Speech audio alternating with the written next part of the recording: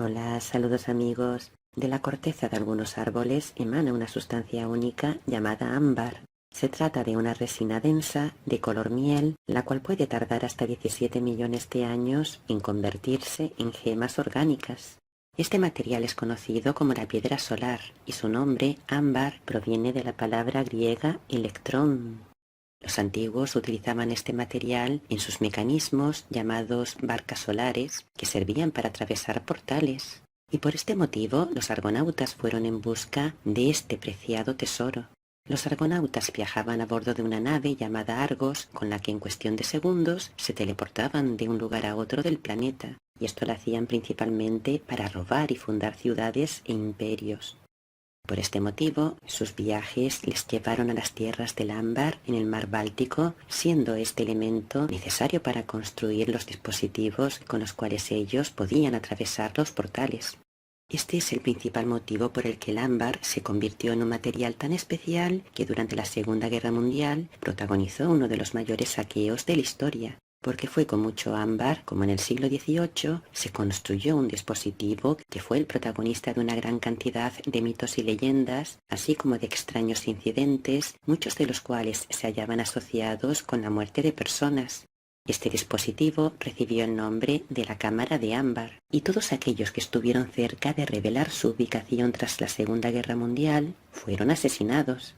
Esta cámara o habitación de características únicas y belleza singular posee sus paredes adornadas con guirnaldas de flores hechas de numerosas piezas de ámbar, las cuales fueron cuidadosamente seleccionadas. En su fabricación se utilizó ámbar de diferentes tonos.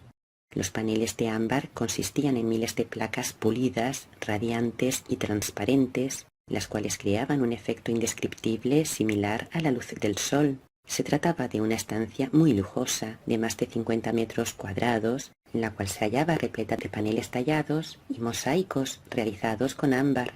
Las paredes estaban decoradas con piedras semipreciosas y espejos que se encontraban resaltados con candelas sobre un fondo realizado en pan de oro.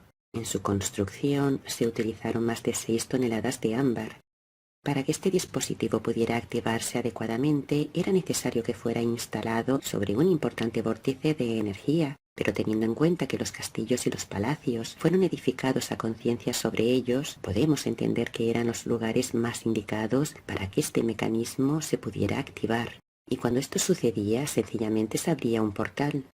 Por su capacidad para conectar dos mundos distantes entre sí, la Cámara de Ámbar fue un elemento muy codiciado por los altos jerarcas, pasando de Alemania, lugar donde fue construida, a la Unión Soviética, superando la Revolución y la Segunda Guerra Mundial y terminando en manos de los nazis. Su construcción se inició en el año 1701, cuando Federico I de Prusia ascendió al trono, aunque la cámara fue proyectada para ser instalada en el Palacio de Charlottenburg, que era la residencia de Federico. Finalmente los paneles completos fueron instalados en el Palacio Real de Berlín, permaneciendo en ese lugar hasta el año 1716. Pero Federico de Prusia no vivió lo suficiente como para ver la obra finalizada, algo que se concluyó bajo el reinado de su hijo Federico el Grande. Y tampoco vivió para ver cómo su hijo regalaba la cámara al zar de Rusia, Pedro el Grande. Este caro regalo firmó la alianza entre los dos países. Pedro lo agradeció con estas palabras que fueron escritas en una carta a su esposa Catalina y en la que podemos leer lo siguiente. El rey me hizo un regalo justo, una oficina de ámbar que había deseado durante mucho tiempo.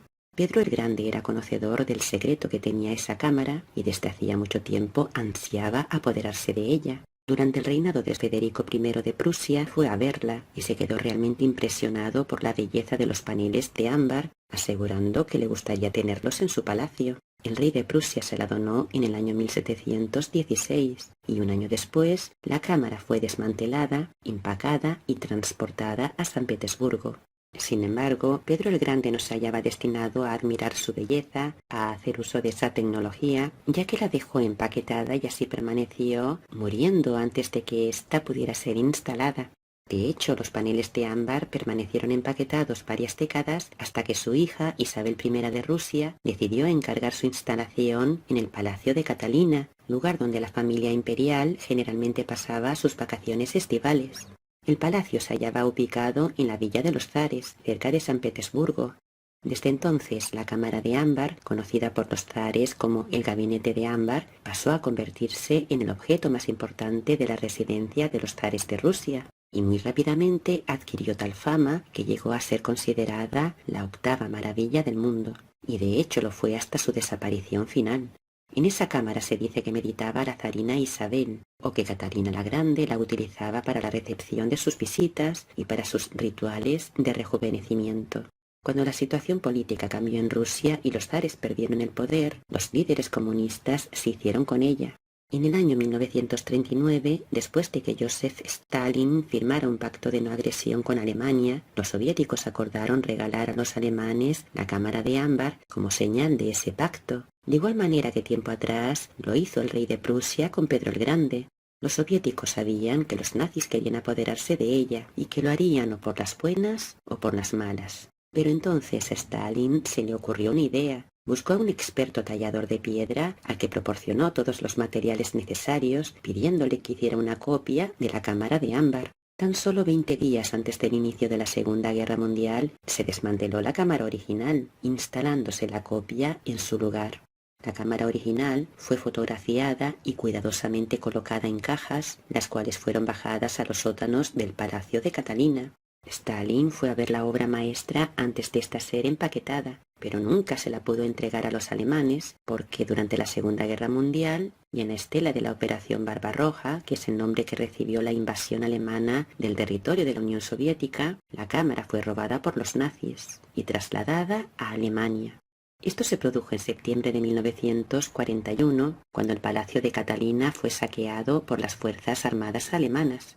La cámara fue desmantelada a gran velocidad, tardando apenas 36 horas en completar el trabajo también de empaquetado. Todo fue colocado dentro de 27 cajas, las cuales fueron llevadas al castillo de Königsberg, en Prusia Oriental, donde sus piezas estropeadas fueron reparadas. La cámara fue completamente restaurada y el resto fue embalado en cajas que fueron apiladas en los sótanos del castillo. Y cuando en agosto de 1944 Königsberg fue duramente bombardeada por la Real Fuerza Aérea Británica, la cámara de ámbar ya había sido desmantelada y guardada a buen recaudo. Antes de que el bombardeo dejara en llamas el palacio de Königsberg, los oficiales alemanes, a una velocidad impresionante, ya habían desmantelado los paneles y los habían empaquetado en cajas que habían sido bajadas a la bóveda del castillo.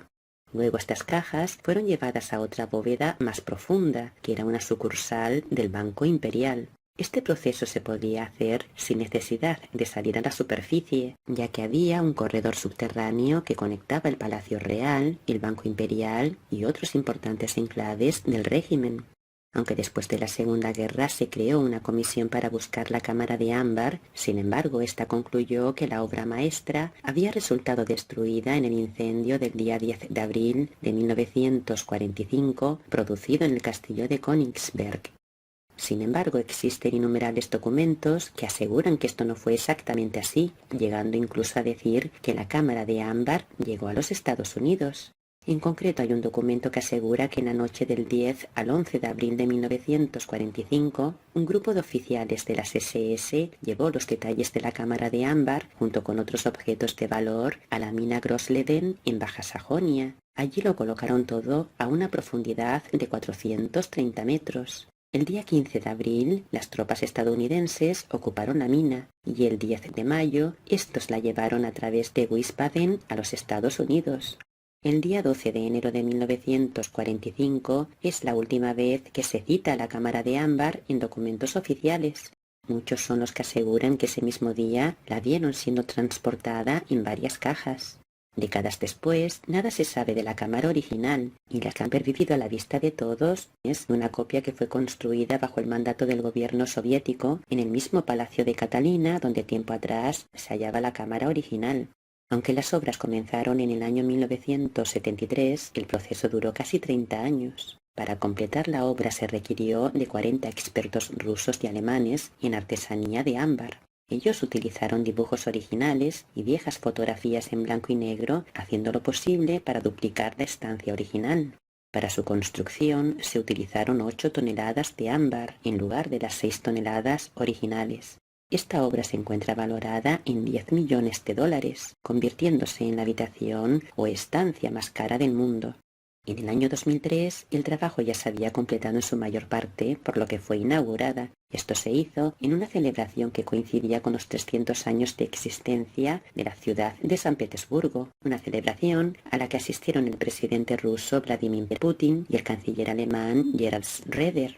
Termino este vídeo planteando una duda razonable. Vamos a ver, si la cámara de ámbar iba a ser entregada por los soviéticos a los nazis, pero estos se adelantaron y la robaron del Palacio de Catalina, lo más probable es que los nazis hayan robado la réplica y no la cámara original, porque la original ya se hallaba a buen recaudo en los sótanos del palacio. Si esta premisa fuera cierta, también tendríamos entonces que plantearnos si la última de sus réplicas, es decir, la que ahora se expone en el Palacio de los Zares, no es en realidad una réplica, sino que se trata de la cámara original. Ahí lo dejo para que cada cual llegue a sus propias conclusiones. Hasta pronto, amigos.